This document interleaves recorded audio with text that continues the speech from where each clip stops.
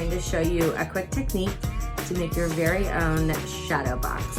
You can make some of your own puppets out of dark construction paper, or you can use your hands to cast a shadow on the box and have some fun doing your own puppet theater using materials you already have around the house.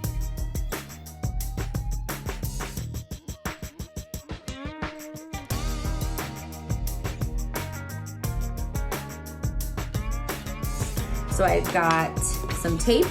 I've got either clear tape or masking tape that's sort of this cream color. Using darker tape, like a duct tape, will cast a shadow inside your box that you might not want. So if you have these kinds of tapes on hand, those are ideal. I also have my canary cutter, which is a yellow dot tool here in the lab.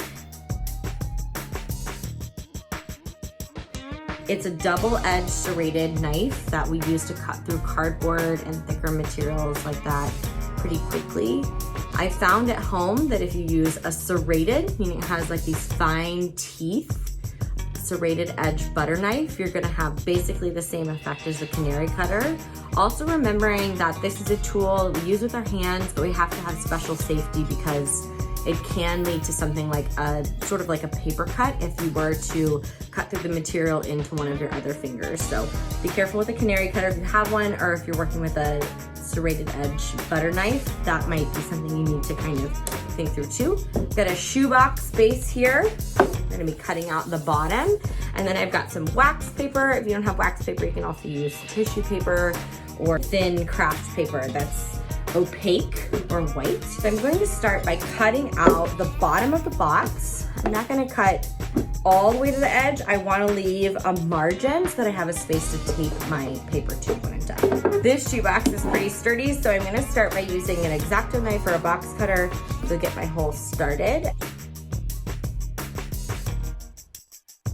This is definitely a tool for our younger makers to be watching an adult use near them. On around 2nd grade, we'll start doing training with how the X-Acto knife works. In general, we're gonna hold it sort of an extension of our hand, raise this little switch to lift a bit of the blade out. We only need about that much blade to do the trick. And I'm gonna start making my hole with the box cutter. When working with an X-Acto knife, we're going for 4 easy passes rather than 1 deep pass. So I'm actually going like slowly through this material a couple of times to get that slit going. Now that I have the beginning of that cut in my box, I should be able to get the canary cutter through and do much faster work with this sort of like saw.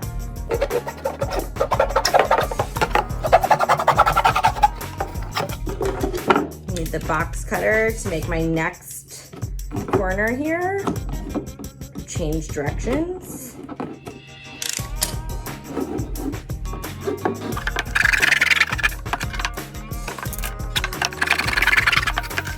You can fold this down to make it sort of like a theater stage if you like, or you can just cut this bottom side completely off.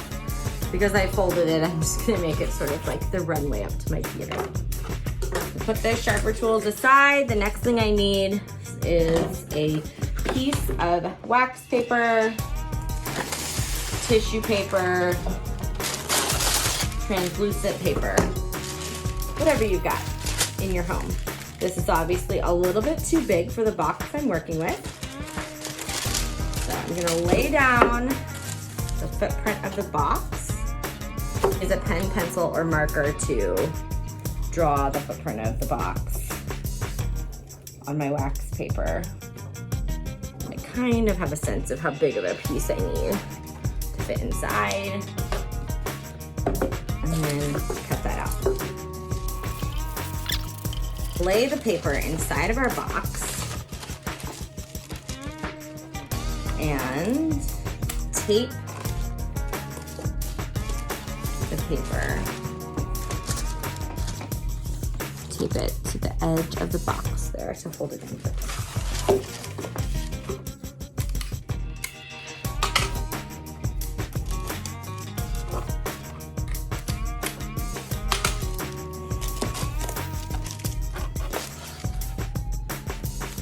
The key is that I've got this like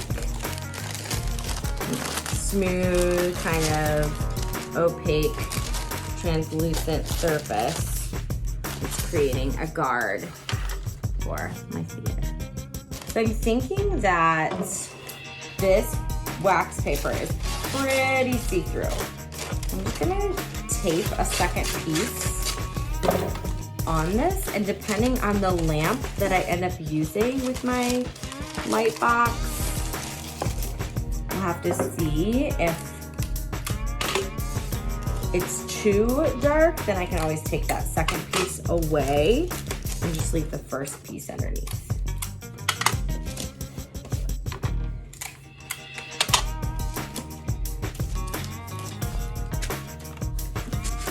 There we go.